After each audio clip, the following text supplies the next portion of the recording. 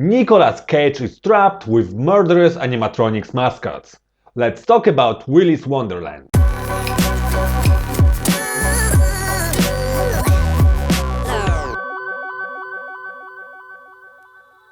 This review will be divided into 4 parts.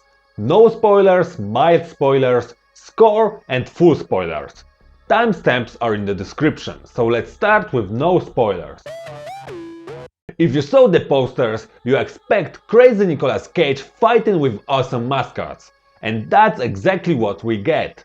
But this time, Cage plays more stoic character and doesn't even speak. He only has one cagey moment when he starts to act a little crazy. So don't expect big and loud scenes with him. But still, he's the best part of the movie. And I really enjoyed his performance. He proves that a good actor doesn't need dialogue to shine. And he fights with amazing animatronics. They look great and have interesting designs. So this movie should be good, right? Cool Nicolas Cage performance. Check. Great animatronics. Check. It has lived up to what all the posters promise, but unfortunately, there are more elements to this movie. There are characters that speak, and the performances and dialogues are terrible. Honestly, I'm happy that Cage didn't say anything, because the dialogue was painful to watch and listen to. It's not my birthday.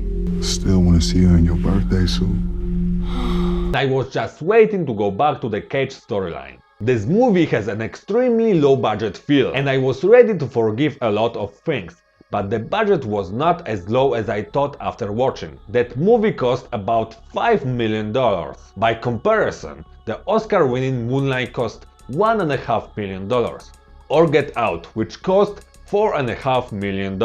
So with this budget you can make a good movie. But they probably had to spend all this money on the Cage's salary and building mascots. This movie looks cheap, and someone just learned how to use flares, because they are everywhere. They probably meant to be stylistic, but really they are just a distraction. And that's the problem with this movie. It tries to be stylistic but fails. Some fights are fine, but some are just hilariously bad. And I'm not sure if it's intentional or not. This movie would be much better if it were more self-aware. There were elements I wasn't sure if they were funny bad or just plain bad. But it's not all awful. The music was surprisingly good. I really like some of the songs sung by mascots and the overall soundtrack. I was surprised how much I liked this movie from the audio side, and the mascot's backstory was interesting, even though it was presented in the most boring way possible. One character stands and explains everything to another character. But before we start talking about the story, let's finish the no spoiler part. I said a lot of bad things about this movie, but honestly, I enjoyed watching it. Just a little bit, but still enjoyed. I was expecting a B-horror movie with Nicolas Cage fighting an evil mascot, and I got it. Any other fan of Cage and cheap horror movies may like it. So let's talk more about the story in mild spoilers.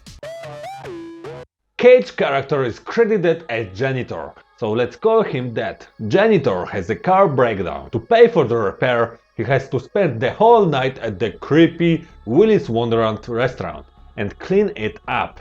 But Willy's animatronics are possessed and crave human flesh. Sounds amazing, but wait, there's more. There are stereotypical teenagers, and since Janitor doesn't speak, most of the conversations and human moments come from those characters. They are as stupid and annoying as they can get. The leader of this group is Liv, played by Emily Tosta. She wants to destroy Willy's Wonderland, so she persuades others to help her. They know this place is dangerous, but they act like horny dumb teens anyway. Liv is the most normal character and has some backstory, but she is still boring as hell. And she has a relationship with the local sheriff. And oh boy, sheriff. She must be the most irrational person in the world. In one scene she gave up her character motivation, and you can kinda understand her. But after more time you're asking yourself, what is she doing? And why is she still doing this? It doesn't make any sense. Fortunately, not all characters are so bad. There is a mechanic and there is the owner of Willy's Wonderland. and they are fine. Both fulfill their functions and are not annoying like the others. They played well in scenes with Janitor. The owner promised to pay to repair the car for an entire night of cleaning. He casually say, Be sure to take breaks. they made a handshake deal. So Janitor took everything very literally. He has a wristwatch and sets alarm for breaks, and he will take them no matter what. He doesn't care if he's in the middle of a fight. It was quite funny for me. At each break he drinks energy drink and plays pinball. It was very familiar to me. Once in my life I worked at the copy point. It was open 24/7, so sometimes I have a night shift. I was making copies of books and cleaning up. To make it through the night, I often drank energy drinks. Luckily, there weren't any possessed mascots that I had to fight, but I certainly wasn't as good at cleaning as Cage. Seeing him clean was oddly satisfying. He has to be some paranormal being, because he's able to change this into that, using only a spray and cloth. And when he wasn't cleaning or taking breaks, he was fighting. And those fights were junky. The mascots act as an unstoppable force, or like clumsy guys in costumes that are too big. There were too many close-ups, cuts and camera shake to know what was going on. And when you saw what was happening, Janitor was just hitting them with sticks, and it was hilarious. But can fights with huge animatronics mascots look different? Only special effects can save those scenes. But this movie doesn't have budget for it. There are some special effects and they look pretty good. Of course, if there are fights, there are killings. And mascots die in an amazing way. Each kill was gruesome and fun to watch. But I cannot say the same about deaths of people. Those scenes looked like college movie made by a couple of friends. This movie had great potential. I like the whole story about why mascots are possessed. Even though one character just explained it to us. I was disappointed that the movie didn't focus more on those stories and personalities of each mascot. They had an amazing design, so it would be great if they also have some cool backstories as well. I would prefer it much more than the stupid teen subplot we get. Well, maybe they will make a prequel. So to end my spoilers, I recommend this movie for Cage fans, and everybody else should avoid this movie. And now for a score.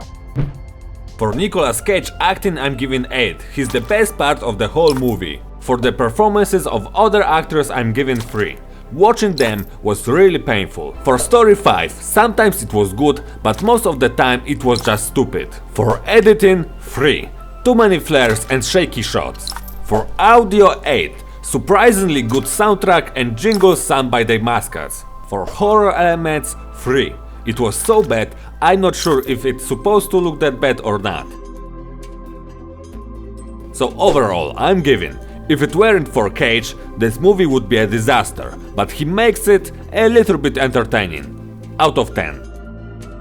Now let's talk in full spoilers. The movie starts with a murder of a couple in Willy's Wonderland, and it looked like it was supposed to be funny. I'm still not sure if this movie tried to be comedy, but the sound when guy is being pulled is pretty funny. Then the woman fights with the camera. And look at her hidden kid. Now we have an introduction to Janitor driving his cool car. They show the kid and then Cage. So I thought that Cage is this kid that got away. For the first hour I had a completely different idea of this movie.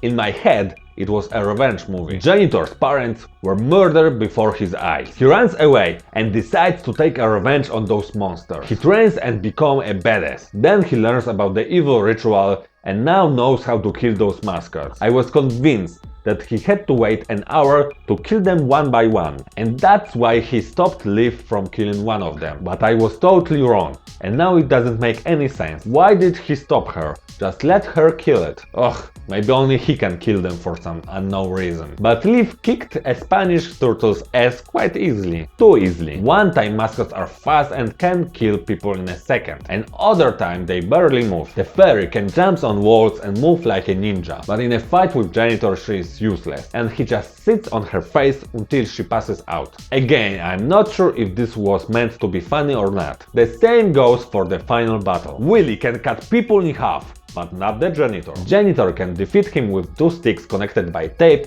and a bag full of cans. They seem very easy to kill. Probably 3 people with guns would be enough to kill them, but the local sheriff is still terrified by them. And at first you can understand it. Mascots possessed by evil are quite scary. But then she saw that this guy killed 7 of them and only 1 remained. Why just don't let him finish the job? Some of the things that those people do are irrational. When we first met Liv, she was going to burn this place down. It was covered in gasoline and she just had to set it on fire. Even her lighter was ready to use. All she had to do was to drop it. But no, the sheriff has stopped her. By the way, can this place be set on fire? Why has no one tried it before? They should show Liv started the fire, but for the mysterious reasons, the fire stopped. Some evil forces do not want this place to be destroyed. And only way to kill them is in one-on-one fight, and they cannot be killed by fire or guns. This would solve some of the plot holes in this movie, but I'm talking about logic in a movie that features the worst teenagers. They know that this place is dangerous and that many people died in this room. Why not have sex in it?